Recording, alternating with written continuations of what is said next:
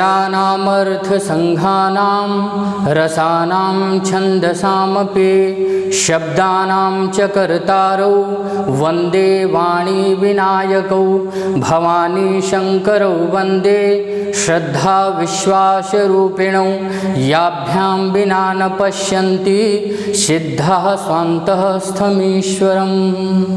नमस्कार, एक बार आप सभी का फिर से स्वागत है हिंदी व्याकरण के इस कक्षा में। आज हम सभी वर्ण विन्यास प्रकरण पढ़ेंगे। आप सभी को ज्ञात होगा कि भाषा कोई भी हो, भाषा में वर्णों का महत्वपूर्ण योगदान होता है। वर्णों के संयोग से शब्दों का निर्माण, शब्दों के संयोग से वाक्यों का निर्माण होता है। उन्हीं वाक्यों से हम तरह तरह की कविताएं, कविता, निबंध इत्यादि लेखन क्रिया करने में सक्षम हो पाते हैं। इसलिए वर्णों के इतने महत्वपूर्ण योगदान को देखते हुए आज मैंने आप सभी को वर्ण विन्यास प्रकरण पढ़ाने का निर्णय लिया है। हम सभी आज इन सभी बिंदुओं पर चर्चा करेंगे और इन सभी बिंदुओं को सीखने की चेष्टा करेंगे। हमारे पाठ्य बिंदु में क्रमशः हैं वर्ण, वर्णमाला, स्वर, व्यंजन, स्वरों की मात्राएं, संयुक्त व्यंजन, वर्णों का वर्गीकरण, र के विभिन्न रूप, अनुस्वार, अनुनासिक, विसर्ग और वर्ण विच्छेद। तो आज सबसे पहले हम शुरू करते हैं वर्ण और वर्णमाला से। भाषा की वह स्वतंत्र इकाई जिसके हम खंड न करें या जिनका खंड करना संभव न हो, जिनको तोड़ना संभव न हो, वह वर्ण कहलाते हैं। हिंदी भाषा में वर्ण दो प्रकार से माने गए हैं, स्वर और व्यंजन। तो सबसे पहले हम वर्णों को जानें। जैसे हमारे मुख से जितनी भी ध्वनियाँ उच्चरित होती हैं, उन सभी ध्वनियों को लिखने के लिए एक निश्चित चिन्ह निर्धारित किए गए हैं। जैसे अ, म, च आदि ये सभी ध्वनि चिन्ह हैं। इन्हीं ध्वनि चिन्हों को हम वर्ण के नाम से जानते हैं। वर्णमाला क्या है? इन्हीं वर्णों के निश्चित समूह को या एक व्यवस्थित समूह को ही हम वर्णमाला कहते हैं। यदि हम किन्हीं वर्णों को किसी भी क्रम में लिखना प्रारंभ कर दें, वह वर्णमाला नहीं कही जा सकती है। जिस प्रकार हम फूलों के हार को बनाते हैं तो उसमें लाल, पीले, हरे 3 प्रकार के पुष्पों का संयोग करते हैं, तो उन सभी का क्रम निश्चित होता है कि 3 ऊपर लाल होंगे, 2 बीच में पीले, फिर उसके बाद हरे। उसी प्रकार वर्णमाला में इनका निश्चित क्रम होता है कि किस क्रम में कौन से वर्ण लिखे जाएंगे। उन्हीं आधार पर हिंदी वर्णमाला में स्वर और व्यंजन 2 भेद किए गए हैं। यह वर्णमाला के अंग हैं। आप सभी देख सकते हैं, ऊपर स्वर हैं और नीचे व्यंजन हैं। तो सबसे पहले हम स्वर को जानेंगे कि स्वर किसे कहते हैं और इसके भेद क्या हैं। स्वर हिंदी वर्णमाला की वह इकाई जो स्वतंत्र रूप से उच्चरित होती है। इनके उच्चारण में हमें अन्य किसी वर्ण की सहायता नहीं लेनी पड़ती है। इन्हें हम स्वर कहते हैं। अ, आ, ई, उ, ऋ, ए, ऐ, ओ, औ। क्रमशः ये 11 वर्ण हैं। ये सभी 11 वर्ण स्वर वर्ण कहे गए हैं। अब इन्हीं 11 वर्णों में 2 भेद बताए गए हैं, ह्रस्व और दीर्घ। ह्रस्व का अर्थ होता है छोटा और दीर्घ का अर्थ होता है बड़ा। तो आप यहाँ से देख सकते हैं क्रमशः अ, ई, उ, ऋ, विषम 1, 3, 5 और 7 अ, ई, उ, ऋ। ये स्वर वर्ण में, स्वर वर्णमाला में ये 4 वर्ण जो हैं छोटे माने जाते हैं, अर्थात ह्रस्व स्वर माने जाते हैं। अब इनके अतिरिक्त जो वर्ण बचते हैं आ, ई, उ, ए, ऐ, ओ, औ, ये सभी वर्ण जो हैं दीर्घ स्वर माने जाते हैं, अर्थात बड़े माने जाते हैं। तो ह्रस्व वर्णों की, ह्रस्व स्वर वर्णों की संख्या हमारे पास 4 है और दीर्घ स्वर वर्णों की संख्या 7 है। ये सभी 7 दीर्घ कहे जाते हैं और ह्रस्व होते हैं हमारे पास 4। उसके बाद से हम देखते हैं व्यंजन वर्ण। व्यंजन वर्ण क्या है? हिंदी वर्णमाला में वह वर्ण जो स्वर की सहायता से बोली जाती है। यदि हम स्वर की सहायता न लें तो इन वर्णों का उच्चारण नहीं कर सकते हैं। जैसे क का उच्चारण यदि हम करते हैं तो क वास्तव में व्यंजन रूप में इस प्रकार है, क के नीचे हलंत लगा होगा, इसमें अ स्वर शामिल नहीं होगा। वस्तुतः क का उच्चारण करते समय हमारे मुख से अ का उच्चारण होता है। इससे हम सिद्ध करते हैं कि क जो है स्वतंत्र वर्ण नहीं है। क का उच्चारण करने के लिए हमें अ की सहायता लेनी होती है। सभी व्यंजन वर्ण स्वर की सहायता से उच्चरित होते हैं। तो व्यंजन वर्णों की विशेषता है कि यह स्वतंत्र रूप से उच्चरित नहीं होते हैं। फिर उसके बाद से जिस प्रकार हम लोगों ने स्वर में भेद देखे, ह्रस्व स्वर और दीर्घ स्वर, अर्थात छोटे स्वर और बड़े स्वर, उसी प्रकार हम व्यंजन वर्णों का भी भेद करते हैं। व्यंजन वर्ण भी 3 प्रकार के होते हैं। इन व्यंजन वर्णों के अलग अलग नाम हैं। पहला है स्पर्श व्यंजन, दूसरा अंतस्थ और तीसरा है ऊष्म व्यंजन। इन सभी व्यंजन वर्णों में हम 3 भेद करते हैं, क्रमशः स्पर्श, अंतस्थ और ऊष्म। स्पर्श व्यंजन देखें, शुरू से जो 5 वर्ग होते हैं, क से लेकर के म तक, क ख ग घ अंग च छ ज झ ञ ट ठ ड ढ ण त थ द ध न प फ ब भ म, ये क्रमशः 25 वर्ण ऐसे होते हैं जिन्हें हम स्पर्श व्यंजन कहते हैं। स्पर्श व्यंजन इन्हें इसलिए कहते हैं कि जब हम इनका उच्चारण करते हैं तो जिह्वा मुख के विशेष भागों का स्पर्श करती है, अतः इन्हें हम स्पर्श व्यंजन कहते हैं। व्यंजन की शुरुआत जहाँ से होती है, प्रत्येक वर्ग में 5-5 वर्ण हैं। व्यंजन की शुरुआत जहाँ से होती है, जैसे हमने यहाँ से शुरू किया क ख ग घ अंग, तो ये क वर्ग कहलाएगा। फिर दूसरा शुरू किया हमने च छ ज झ य, तो ये च वर्ग हो जाएगा। फिर ट से ण तक ये ट वर्ग, त वर्ग, प वर्ग। ये क्रमशः अपने पहले वर्ग के पहले वर्ण के आधार पर हम इन्हें वर्ग का नाम देते हैं। तो व्यंजन में देखें, सभी व्यंजन में 5 वर्ग बना दिए गए हैं। प्रत्येक वर्ग का जो पहला वर्ण होगा उसी के नाम से उस वर्ग को हम पहचानेंगे। दूसरा है अंतस्थ। अंतस्थ वर्ण वह है जिनका उच्चारण करते समय हवा प्रायः मुख के अंदर ही रहती है। इसके अंतर्गत य र ल व य र ल व, ये सभी वर्ण, ये 4 वर्ण अंतस्थ वर्ण कहे गए हैं। फिर उसके बाद से है ऊष्म वर्ण। ऊष्म व्यंजन वर्ण वह हैं जिनका उच्चारण करते समय हमारे मुख से गर्म हवा बाहर की तरफ निकले। इसके अंतर्गत तालव्य श, दंत श, मूर्धन्य श और ह, ये चारों ही वर्ण ऐसे हैं जिनका हम उच्चारण करते हैं तो हमारे मुख से गर्म हवा बाहर निकलती है, इसीलिए इसका नाम दिया गया है ऊष्म वर्ण। तो इस प्रकार से व्यंजन वर्णों में 3 भेद किए गए, स्पर्श व्यंजन, अंतस्थ व्यंजन और ऊष्म व्यंजन। स्वर में 2 भेद किए गए, ह्रस्व स्वर और दीर्घ स्वर।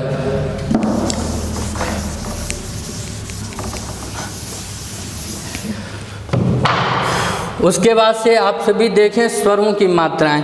प्रायः ऐसा होता है कि जब भी हम हिंदी लिखते हैं, हिंदी लिखते समय मात्राओं से संबंधित अशुद्धियाँ प्रायः सभी को होती हैं। उन अशुद्धियों का मूल कारण यह है कि हम स्वर के मूल रूप को और मात्रा रूप को समुचित प्रकार से नहीं जान पाते हैं। यदि हमें अपनी हिंदी में त्रुटि रहित लेख लिखनी है या हमसे गलतियां कम से कम हों, इसके लिए हमें स्वर के मूल रूप को एवं मात्रा रूप को विशेष प्रकार से ध्यान दे करके हमें पढ़ना चाहिए। सबसे पहले यहाँ पर देखेंगे अ से लेकर के औ तक हमने कुल 11 वर्ण 11 स्वर लिखे हैं।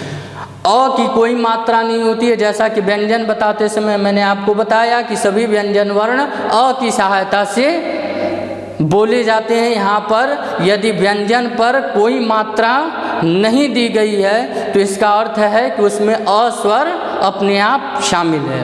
उसके बाद से आ, ई, उ, री, ए, ऐ, ओ, औ, इन सभी का लाल रंग से आप देखेंगे नीचे सभी की मात्राएं चिन्हित कर दी गई हैं। किस स्वर की कौन सी मात्रा है उसको नीचे चिन्हित किया गया है, इनको विशेष प्रकार से ध्यान देना चाहिए। हम स्वरों को जैसा उच्चरित करते हैं उनकी मात्रा यदि किसी व्यंजन वर्ण पर दी गई है तो उसी प्रकार से हम उस मात्रा को स्वर के रूप में उच्चरित करते हैं।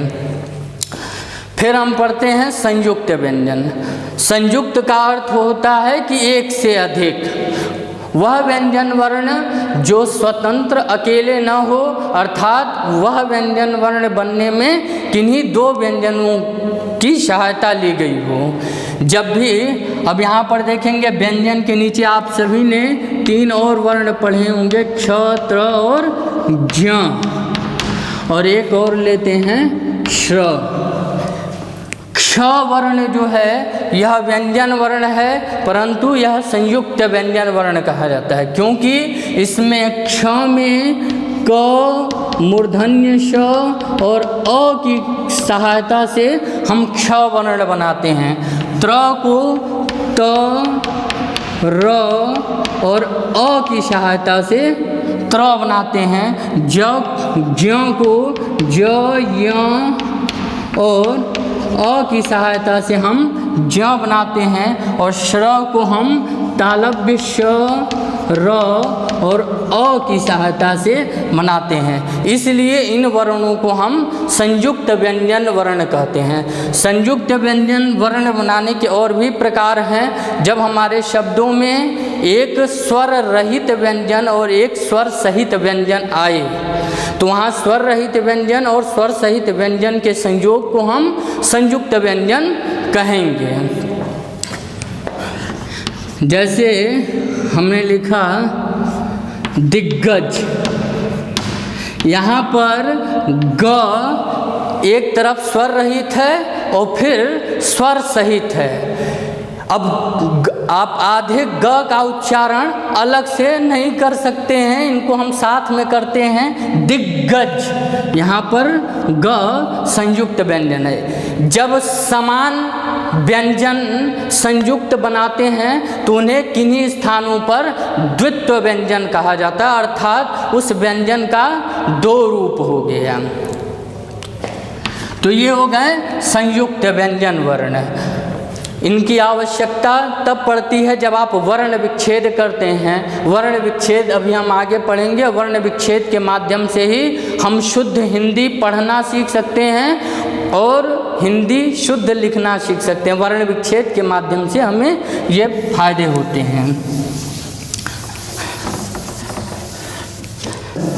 र तो वास्तव में व्यंजन वर्ण है, परंतु ये भी कभी कभी स्वर जैसा काम करने लगता है, अर्थात र भी जैसे कभी मात्रा के रूप में लगने लगता है, परंतु इसे हम स्वर नहीं कहते, इन्हें व्यंजन ही कहते हैं। तो र के 3 रूप को हम समझें।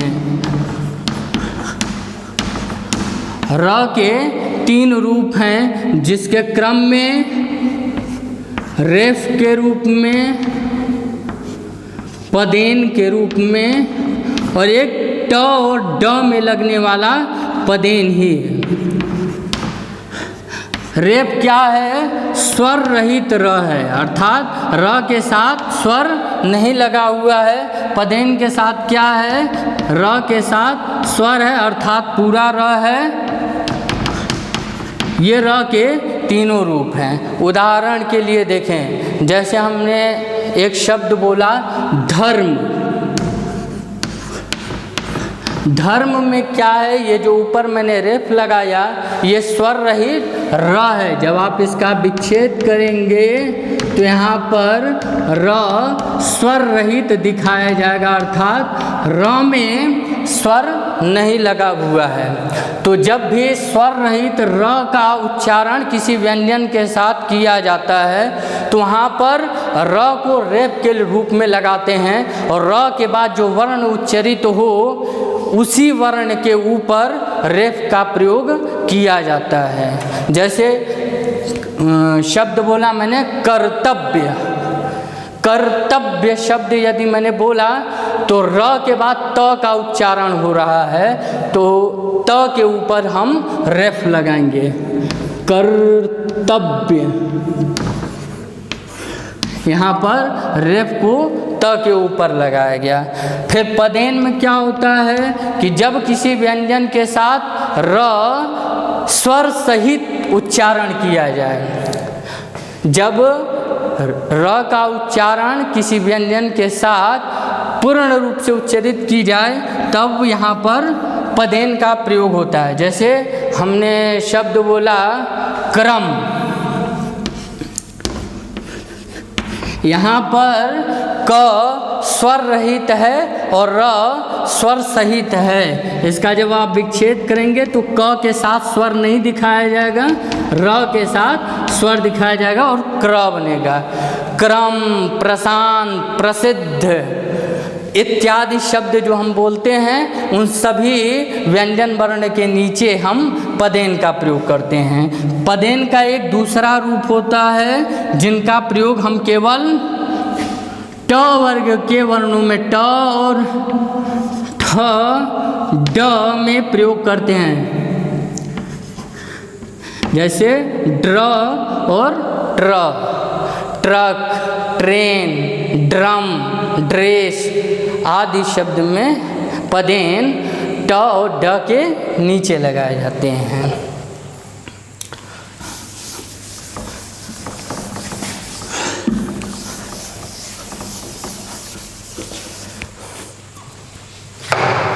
उसके बाद देखें अनुस्वार।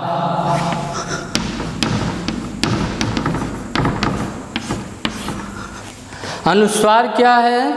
प्रत्येक वर्ग का जो अंतिम वर्ण है अंग, य, न, म और नासिक के व्यंजन का प्रतिनिधित्व करने वाला एक बिंदु है जिसे हम अनुस्वार के नाम से जानते हैं। अब एक शब्द मैं लिखता हूँ संबंध।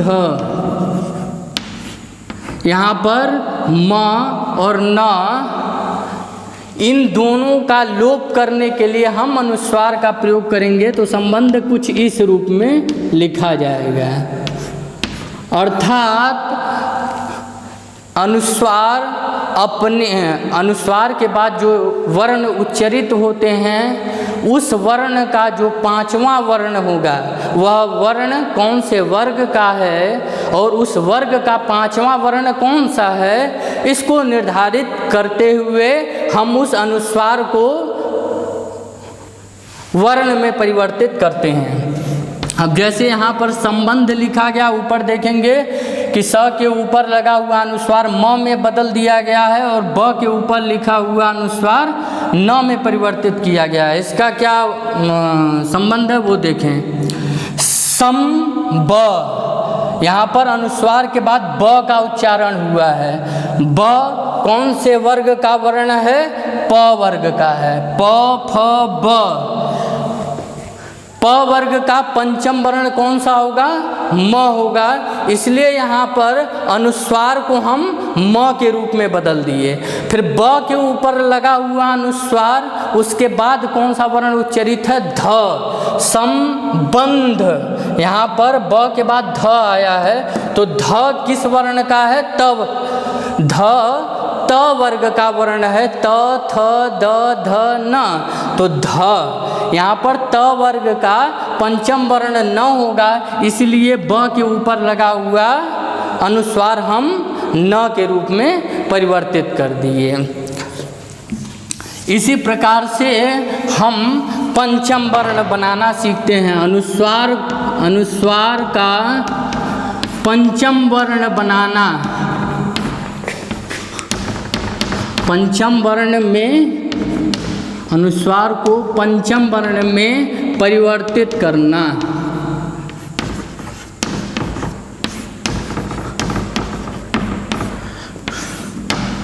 हम प्रत्येक अनुस्वार को ये सुनिश्चित करते हैं कि अनुस्वार के बाद कौन सा वर्ण उच्चरित हो रहा है। यदि इन पांचों वर्ग में से कोई वर्ण आता है, जैसे मैंने बोला गंगा,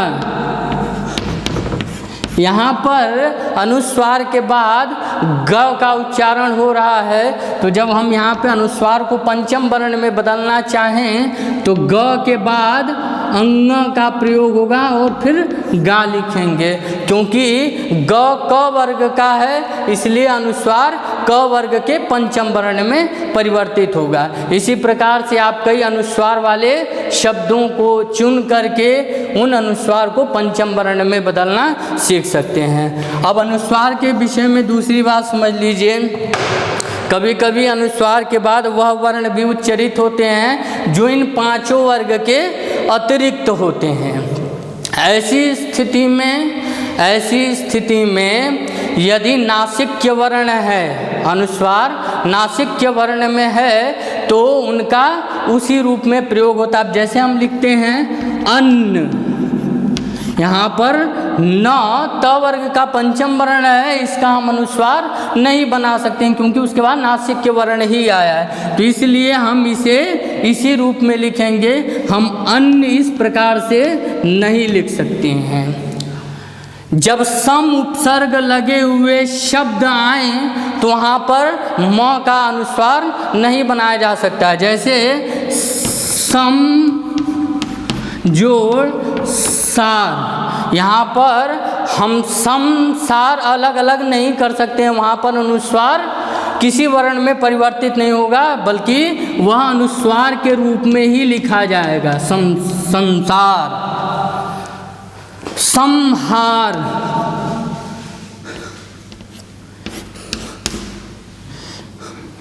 इसी प्रकार से हम बदलते हैं।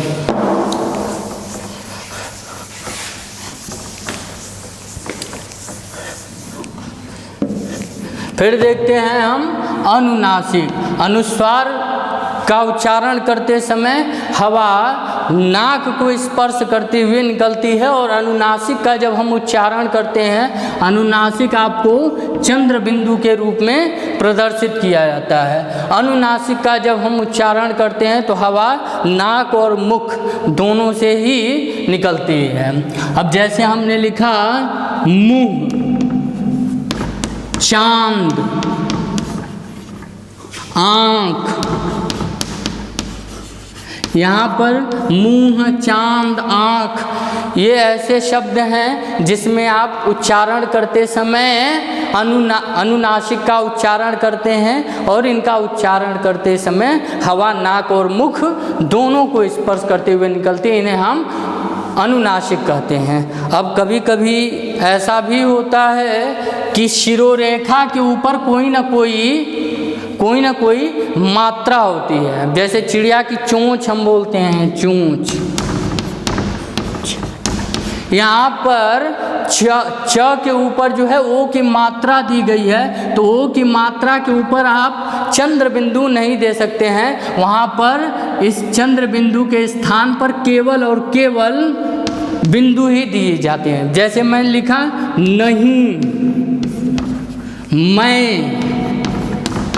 इन सभी में अनुनासिक का उच्चारण होता है, लेकिन यहाँ पर चंद्र बिंदु न दे करके हम केवल और केवल बिंदु ही देते हैं और ये कहलाते अनुनासिक हैं। अनुस्वार ये नहीं कहलाते हैं, ये अनुनासिक ही कहलाते हैं। यदि वर्ण के नीचे की मात्रा, जैसे ऊपर लिखा हुआ मुंह, यहाँ पर म के ऊपर मैंने चंद्र बिंदु दिया है मात्रा लगने के बावजूद, क्योंकि यहाँ पर मात्रा नीचे लगी हुई है, शिरोरेखा के ऊपर मात्रा नहीं। शिरोरेखा के ऊपर यदि मात्रा दी जाए तो वहाँ पर हम केवल और केवल बिंदु का प्रयोग करते हैं, चंद्र बिंदु का प्रयोग नहीं करते हैं। इसे हम कहते हैं अनुनासिक। फिर समझते हैं हम विसर्ग। जब आप स्वर पढ़ते होंगे तो यहाँ पर अंग और अह को भी आप पढ़ लेते हैं। इन्हें ना तो हम स्वर में जोड़ते हैं ना तो व्यंजन में जोड़ते हैं, हम इन्हें अयोगवाह के नाम से जानते हैं। अयोगवाह के नाम से हम इन्हें जानते हैं। अंग को आपने अनुस्वार के रूप में पढ़ लिया और ये जो अह है ये 2 बिंदु के रूप में प्रकट किया जाता है, इन्हें हम विसर्ग कहते हैं। विसर्ग का प्रयोग प्रायः संस्कृत शब्दों में हम अधिक से अधिक करते हैं। बालकः, पठतः, गच्छतः आदि शब्द में आप इन्हें देख सकते हैं। प्रातः, प्रायः, ये विसर्ग जो है ह के रूप में स्वर रहित ह के रूप में उच्चरित होता है और ये प्रायः शब्द के अंत में ही प्रयोग किए जाते हैं और हिंदी में ये तत्सम शब्दों के साथ विसर्ग का प्रयोग किया जाता है।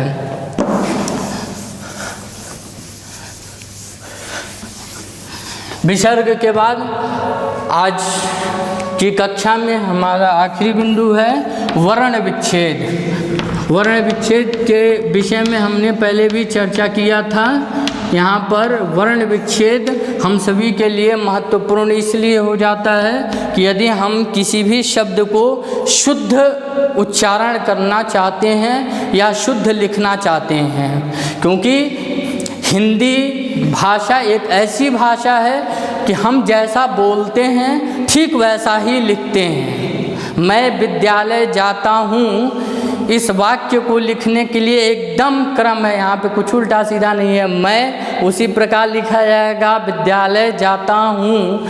यहाँ पर वर्ण विच्छेद के माध्यम से हम शब्दों को उसी रूप में लिखना सीखते हैं और वर्णों का शुद्ध उच्चारण व शुद्ध लेखन सीख सकते हैं। किन्हीं भी शब्द को, मैं एक शब्द ले लिया पुस्तक।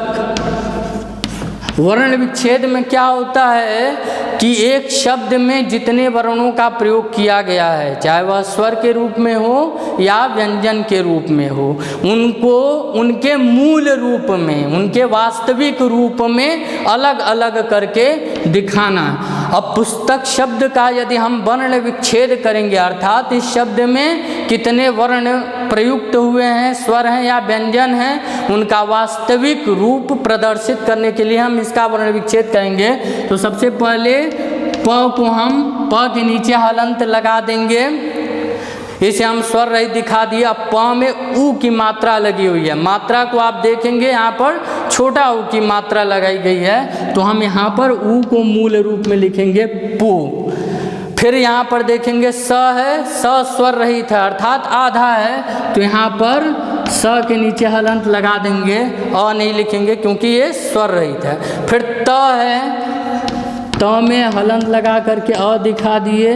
फिर क है, क में हलंत लगा के अ दिखा दिए। अब पुस्तक शब्द में प्रायः प, उ, स, त, अ, क इस प्रकार से इन सभी वर्णों का प्रयोग हुआ है। हम इन सभी वर्णों को अलग अलग करके दिखा सकते हैं।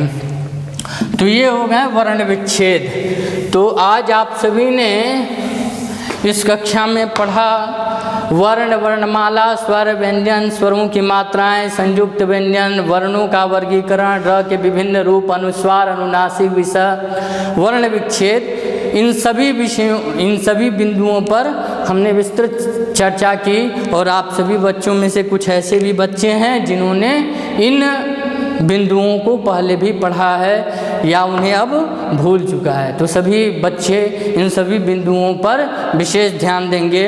और अनुस्वार को पंचम वर्ण में बदलने की जो विधि मैंने आपको बताई, वो आप किसी भी हिंदी के पुस्तक को लेकर के या हिंदी समाचार पत्र को लेकर के उसमें उन शब्दों को छांटें जिनमें अनुस्वार का प्रयोग हुआ है। उन शब्दों का आप उन शब्दों में से अनुस्वार को पंचम वर्ण में बदलने का अभ्यास करें। साथ ही साथ वर्ण विच्छेद करने के लिए कई प्रकार के शब्दों को एक कागज़ पर नोट करें और उन शब्दों का वर्ण विच्छेद करें। जितना ज़्यादा आप अभ्यास करेंगे हिंदी आपकी उतनी ही शुद्ध होगी, उतनी ही सुदृढ़ होगी। तो इसके लिए आप सदैव तत्पर रहें। आज की कक्षा में बस इतना ही।